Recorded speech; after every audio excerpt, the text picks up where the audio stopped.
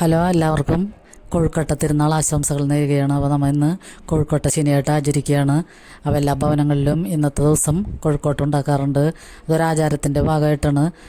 യേശു ലാസറിൻ്റെ ഭവനത്തിൽ ചെന്നപ്പോൾ അവിടെ ലാസറിൻ്റെ സഹോദരിമാർ മാവ് കുഴച്ച് യേശുവിന് കൊഴുക്കട്ട ഉണ്ടാക്കിയതിൻ്റെ ഓർമ്മയ്ക്കായിട്ടാണ് എല്ലാ ഓശാന ശനിയാഴ്ചയും കോഴിക്കോട്ട് ഉണ്ടാക്കുന്നത്. അപ്പം നമുക്കത് കേട്ടറിവും ബൈബിളിലൊക്കെ വായിച്ചറിവാണ്. അപ്പം ഞാനത് കോഴിക്കോട്ട് നിന്ന് രാവിലെ തന്നെ ഉണ്ടാക്കാമെന്ന് വിചാരിച്ചിട്ടാണ്. അപ്പോൾ അതിന് മാവ് കുഴച്ച് വെച്ചിട്ടുണ്ട്.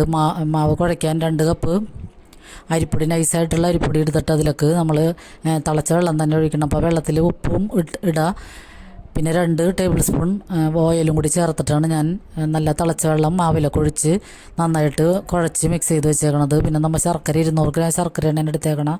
അതൊന്ന് ഉരുകി കുറച്ച് വെള്ളം ഒഴിച്ച് ഉരുകി വരുമ്പോൾ അതിലേക്ക് ഒരു അരമുറി തേങ്ങ ചിരകിയതും കൂടി ചേർക്കുക. പിന്നെ അതിലേക്ക് ചുക്ക്, ജീരകം, ഏലക്കായ ഇത്രയും എടുത്ത് നമുക്ക് ആവശ്യമുള്ള കുറച്ചെടുത്താൽ മതിയാവും. അതെടുത്ത് പൊടിച്ച് അതും കൂടി ശർക്കരയുടെ കൂട്ടിലേക്ക് ചേർത്ത് കൊടുക്കാം. അപ്പോൾ അതവിടെ മാറ്റി വയ്ക്കാം. പിന്നെ നമ്മൾ ഈ മാവ് ചൂടാറിയതിന് ശേഷം ഒന്ന് കൈകൊണ്ട് നന്നായിട്ട് മിക്സ് ചെയ്ത് കുഴച്ചെടുക്കണം. അപ്പോൾ ആ മിക്സിങ്ങിലാണ് ഇതിൻ്റെ സോഫ്റ്റ്നെസ് ആവണത്. അപ്പോൾ ഓയിലും കൂടി ചേർത്തേക്കണ കാരണം നല്ല സോഫ്റ്റായിട്ടാണ് ഇരിക്കുന്നത്. അപ്പോൾ നമ്മളിപ്പോൾ വെന്ത് കഴിഞ്ഞിട്ടായാലും കുറച്ച് കഴിഞ്ഞ് കഴിച്ചായാലും അത് നല്ല സോഫ്റ്റായിട്ട് തന്നെ ഇരിക്കും. അപ്പം ഇനി പൊടി കുഴക്കുമ്പോഴൊക്കെയായാലും വേറെ എന്തിനായാലും നമ്മൾ നൂലപ്പത്തിനൊക്കെ പൊടി കുഴക്കുമ്പോഴായാലും ഒരു കുറച്ച് ഓയിൽ ചേർക്കുകയാണെങ്കിൽ, ഓയിലോ വെളിച്ചെണ്ണ ചേർക്കുകയാണെങ്കിൽ പൊടി നല്ല സോഫ്റ്റായിട്ടിരിക്കും. അപ്പോൾ നമുക്ക് കോഴിക്കോട്ട് ഉണ്ടാക്കുകയാണ്, മോളാണ് ഉണ്ടാക്കണത്.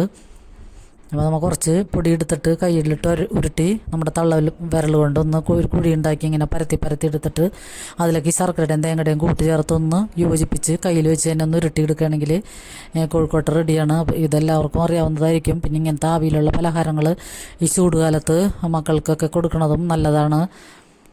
അപ്പോൾ ഇത് 1-2 പ്രാവശ്യമൊക്കെ ഇടയ്ക്ക് നമുക്ക് ഈ ചൂടുകാലത്ത് ഉണ്ടാക്കാൻ പറ്റിയൊരു നല്ല അടിപൊളി പലഹാരമാണ്.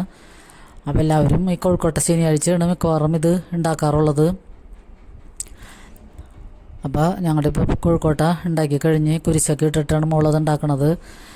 അപ്പോൾ ഇത് നമുക്ക് അധികമൊന്നും ആവശ്യമില്ല, ഇത്രയും മതിയാകും. ഇന്ന് നാളെയൊക്കെ കഴിക്കാനുള്ളതുണ്ട്. അപ്പോൾ അടിപൊളി കോഴിക്കോട്ട് ഇവിടെ റെഡിയാണ്.